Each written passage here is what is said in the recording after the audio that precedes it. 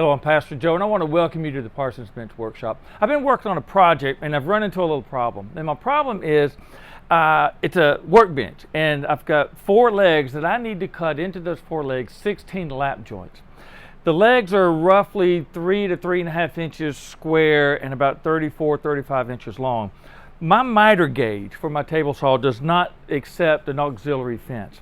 And so that's just not a lot of support for that leg as I'm making all of these lap joints. So to cut these joints consistently and evenly and all that, I need to make a table saw sled. It's been on my list to do. I just wasn't planning on doing it now, but to get this project going, we're going to have to jump ahead and get that done. So I invite you to watch as I, using mostly scrap wood that I've got around here, try to make me a pretty basic, simple table saw sled. We're going to begin building this sled by starting on the fence. And the fence is going to be about 4 inches high. It will be made up of 2 pieces of 3/4 inch plywood. So here I am ripping it down. This will be both the front fence and the rear fence, whichever one you want to call what. One of them will be ripped slightly more narrow than the other. So after they're glued up and dry and I go to clean up the edges, I'll have one good clean edge that I can use against the fence to get a clear cut.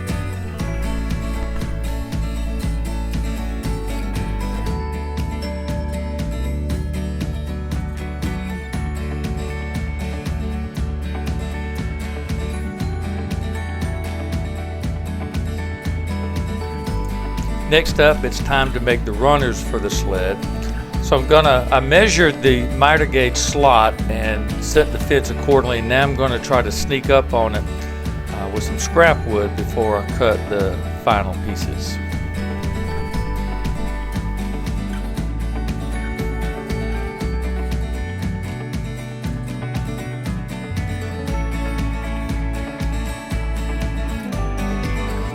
Now this sled will end up being about 24 inches wide and 18 inches deep.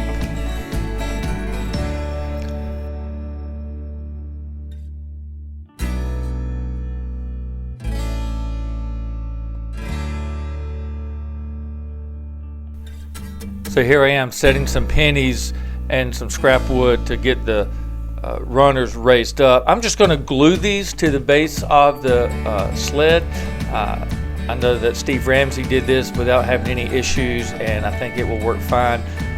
I'm trying to find something to add weight, so I'm getting all the bricks I can and then put this biscuit joiner on, and hopefully that will do the trick. All right, we let these runners glue overnight, and I think they're going to hold quite well. It's still a little bit of a tight fit, but a little bit of sandpaper makes it slide a whole lot better.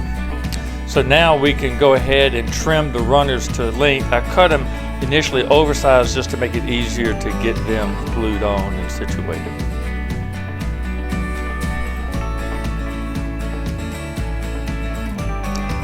It slides smoothly, but it's still a little bit of resistance. So I add some paste wax to the bottom and to the runners, and that really does the trick. It slides real smooth.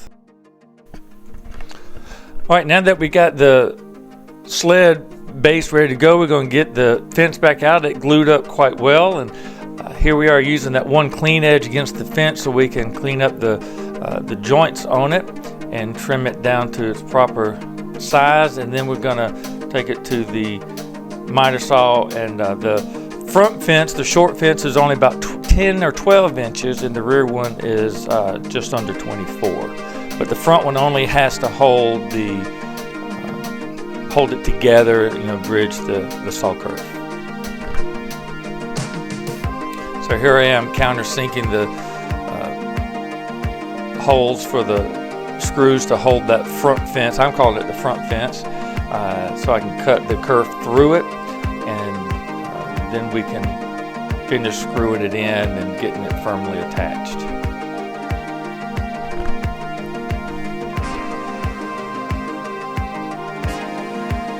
Right, now that we got the front fence done, it's time to turn our attention to the rear fence. So we're going to attach one side, and then we'll square it up to the blade, and then we'll be ready to do the other side.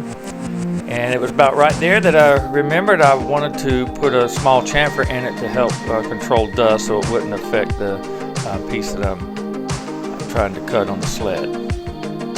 So we're just going to square this up using this carpenter square to the blade.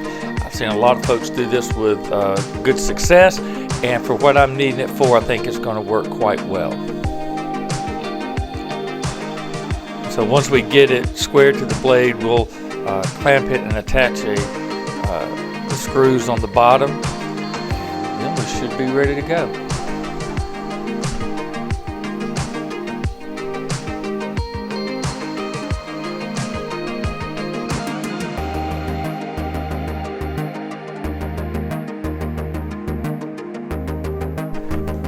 Here I am attaching some small blocks. I'm just going to screw them on and then screw them to each other because when I go through the blade, we'll go through the rear fence. So this gives me some protection plus a reminder not to put my hands there. Eventually I'm going to paint those blocks red as another reminder of danger. Okay, so this table saw sled build is complete.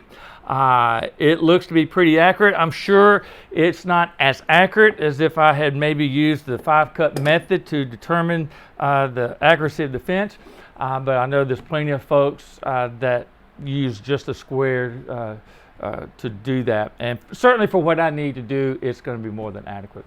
Thanks for watching, and I hope you'll join me next time in the Parsons Bench Workshop.